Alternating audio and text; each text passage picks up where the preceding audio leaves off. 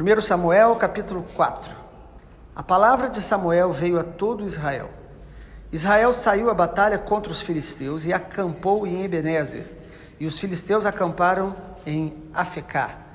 Os filisteus se dispuseram em ordem de batalha para enfrentar Israel, e quando a guerra começou, Israel foi derrotado pelos filisteus, que mataram no campo aberto cerca de 4.000 homens.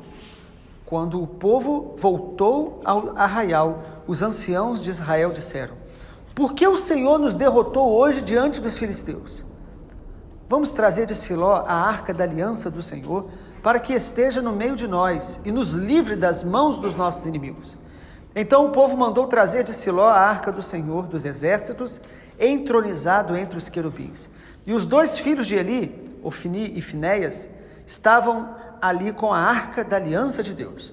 Quando a arca da aliança do Senhor chegou ao arraial, os israelitas gritaram tão alto que o chão tremeu. Os filisteus ouviram a voz do júbilo e disseram: que voz de grande júbilo é esta no arraial dos hebreus? Então souberam que a arca do Senhor havia chegado ao arraial. E os filisteus ficaram com medo e disseram: os deuses vieram ao arraial. E diziam mais: ai de nós, porque nunca antes aconteceu uma coisa dessas. Ai de nós, quem nos livrará das mãos desses deuses poderosos? São os deuses que atacaram os egípcios com todo tipo de pragas no deserto. Sejam fortes, filisteus, comportem-se como homens, para que não venham a ser escravos dos hebreus, como eles já foram escravos de vocês. Comportem-se como homens e lutem. Então os filisteus lutaram, e Israel foi derrotado. Cada um fugiu para sua tenda. Foi uma grande derrota, pois foram mortos de Israel 30.000 homens. A arca de Deus foi tomada e os 2 filhos de Eli, Ofni e Finéias, foram mortos. Então um homem de Benjamim, saído das fileiras, correu no mesmo dia, chegou até Siló. Ele havia rasgado suas roupas, espalhado terra sobre a cabeça. Quando chegou, Eli estava sentado numa cadeira perto da estrada, olhando como quem espera, porque o seu coração estava tremendo pela arca de Deus. Depois que o homem entrou na cidade e deu a notícia, toda a cidade começou a gritar. Eli, ouvindo os gritos, perguntou: que alvoroço é esse? Então o homem correu e deu as notícias a Eli. Ora, Eli estava com 98 anos, seus olhos já não se moviam, ele não podia ver. O homem disse a Eli: eu venho da frente de batalha, eu fugi de lá hoje mesmo. Eli perguntou: o que aconteceu com meu filho? Então o mensageiro respondeu: Israel fugiu dos filisteus, houve grande matança entre o povo. Além disso, seus 2 filhos, Ofni e Finéias, foram mortos e a arca de Deus foi tomada. Quando ele fez menção da arca de Deus, Eli caiu da cadeira para trás, junto ao portão da cidade, quebrou o pescoço e morreu. Ele era um homem velho e pesado, e havia julgado Israel durante 40 anos. A nora de Eli, a mulher de Finéias, estava grávida, próxima ao parto.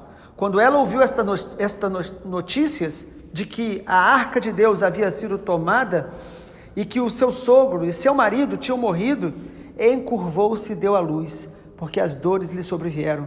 Quando ela estava morrendo, as mulheres que ajudavam disseram: não tema, porque você teve um filho. Ela, porém, não respondeu, nem fez caso disso, mas deu ao menino o nome de Icabô, dizendo: foi-se a glória de Israel. Ela disse isto porque a arca de Deus havia sido tomada, e por causa do seu sogro e de seu marido, e falou mais: foi-se a glória de Israel, pois a arca de Deus foi tomada. Temos visto até aqui que no tempo do livro de 1 Samuel, ainda tinha uma apostasia muito grande entre o povo. Os sacerdotes, eles não tinham temor de Deus. O nome do Senhor não era honrado, mesmo no meio do seu povo de Israel. Mas Deus levantou Samuel como um profeta. E Deus tinha declarado que ele traria juízo sobre Eli e sobre a nação de Israel, por causa dessa falta de temor deles, pela desobediência deles. Mas eles ainda tinham a arca da aliança, que era um símbolo ali da presença de Deus entre eles. E no capítulo 4, irmãos, um dos capítulos mais tristes aí de 1 Samuel, nós vamos ver que o povo de Israel foi derrotado e a glória de Deus foi perdida no meio deles. Quando a gente pensa em povo de Deus, que na nova aliança a igreja é o povo de Deus, é muito estranho a gente falar de derrotas. Como que o povo de Deus pode ser derrotado?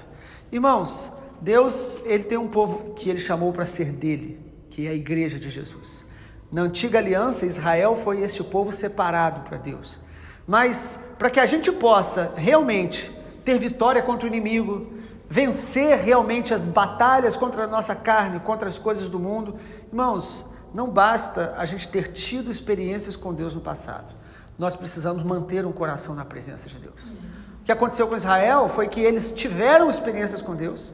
Deus os tirou do Egito, Deus tinha promessas para ele, Deus fez em Israel tantos milagres, inclusive no tempo dos juízes. Deus levantava no meio da apostasia homens e mulheres e usava para mostrar a graça dele, mas nem assim o povo se arrependeu. E aqui então Israel foi derrotado pelo inimigo. E é muito interessante a gente perceber aqui 4 coisas que Israel tinha e mesmo assim eles foram destruídos pelo inimigo. Primeiro, eles tinham conhecimento da palavra. Você percebeu aqui que eles, quando tem a primeira derrota contra os filisteus, este povo aí da região da Filístia, primeira vez que eles têm essa derrota, no início aí, morreram 4.000 homens, eles vão buscar a arca. Eles sabiam, pela palavra de Deus, que eles deveriam levar a arca na frente. Eles conheciam a palavra de Deus, tanto porque Eli ensinava.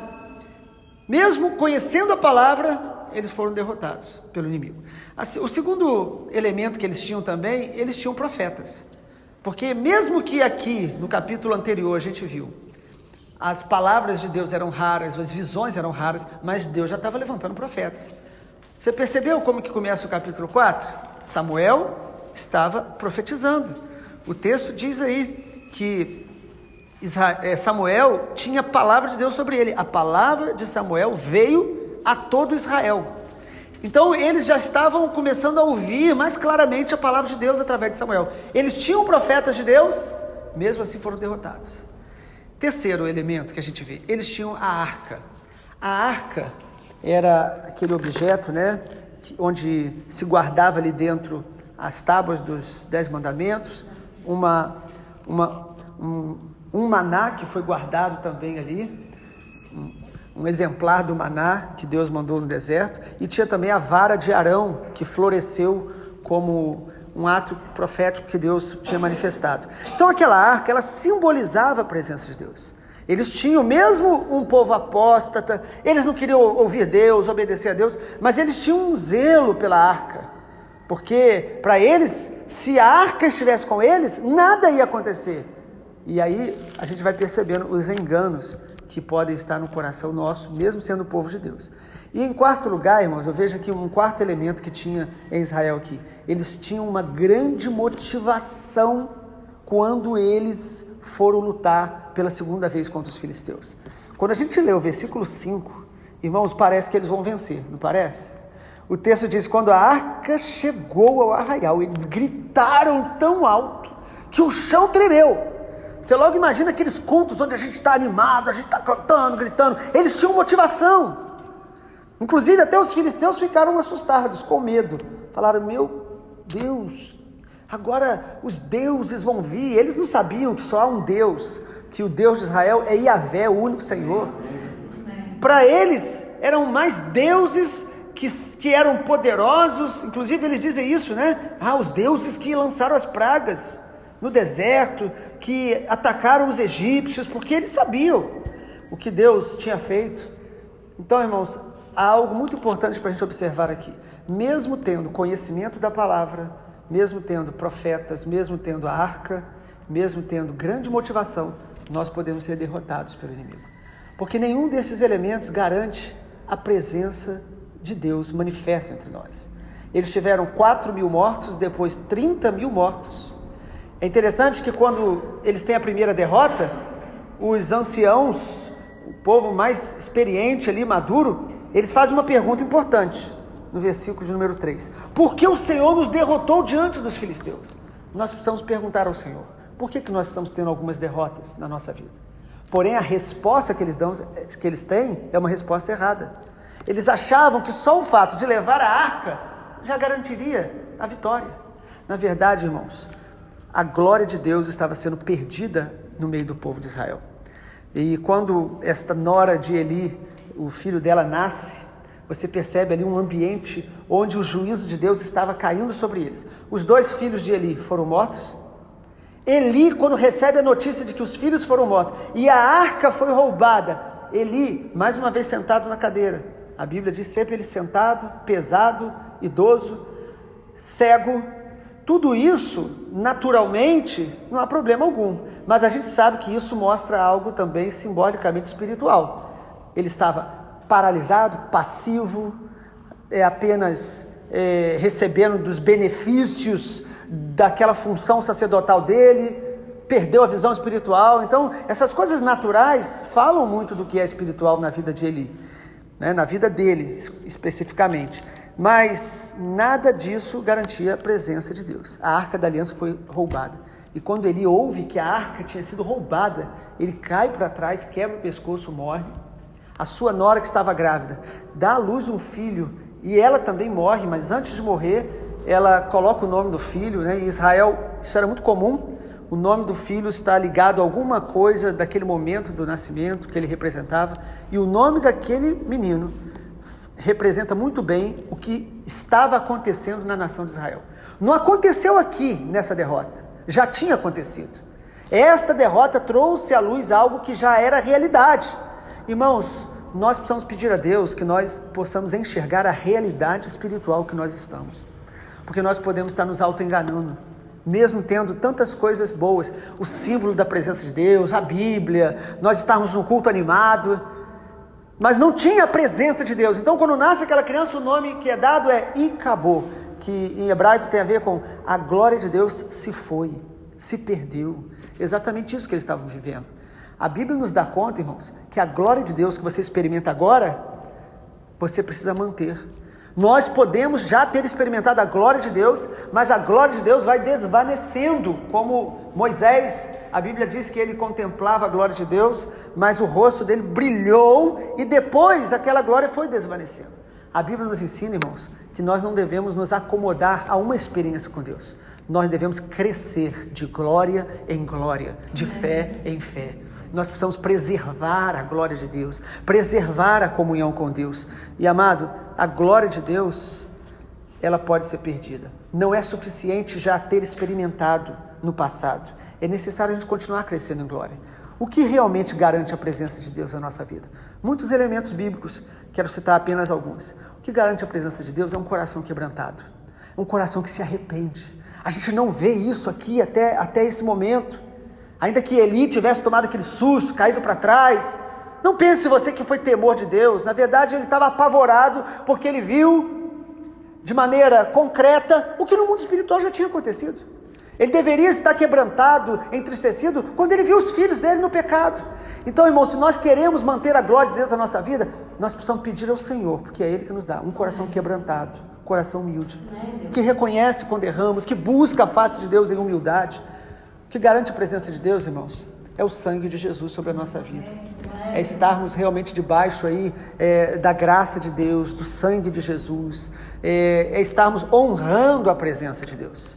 Muitas pessoas querem sentir a presença de Deus, mas a presença de Deus ela é para ser honrada, reconhecida. O que Deus quer é que a gente reconheça que Ele está presente. Ele deve ser honrado, mesmo quando eu não sinto. Eu tenho que honrá-lo e obedecê-lo. Isto vai trazer as manifestações da glória de Deus no nosso meio. E o inimigo não vai poder nos tirar essa glória. O inimigo não vai nos derrotar quando nós estamos vivendo na presença da manifestação da glória de Deus. Nós podemos ter momentos maus, nós podemos ter derrotas em áreas da nossa vida que Deus permite, como Jó passou e os profetas passaram, mas o inimigo não vai ter direito de tocar na nossa vida, porque nós estamos debaixo do sangue de Jesus, da graça de Deus. A nossa oração é que a gente aprenda com a palavra do Senhor em 1 Samuel, a preservar a glória de Deus. Os filisteus estavam apavorados, mas eles se encorajaram, venceram Israel e ainda roubaram a arca da aliança. Certamente, tudo isso foi uma permissão de Deus, porque sem a permissão de Deus, o inimigo não pode fazer coisa alguma.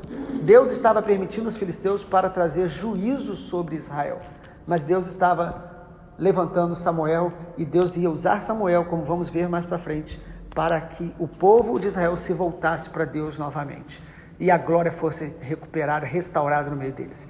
Vamos orar? Pai, nós te louvamos, te exaltamos, porque o Senhor é o Deus de toda glória, a tua glória enche toda a terra, a tua palavra diz que toda a terra está cheia da tua glória, e nós queremos experimentar a manifestação dela em nossa vida. Nos ajuda, Pai, a não ficarmos satisfeitos de ter experimentado apenas no passado. Nos ajuda, Deus, a não ficar nos apegando apenas a símbolos, achando que o Senhor está conosco, simplesmente porque nós usamos o Teu nome ou sabemos a Tua palavra.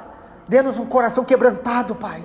Dê-nos um coração que honra a Tua glória todos os dias, honra a Tua presença, que nós possamos crescer de glória em glória, de fé em fé. Essa é a nossa oração, em nome de Jesus. Amém, Senhor.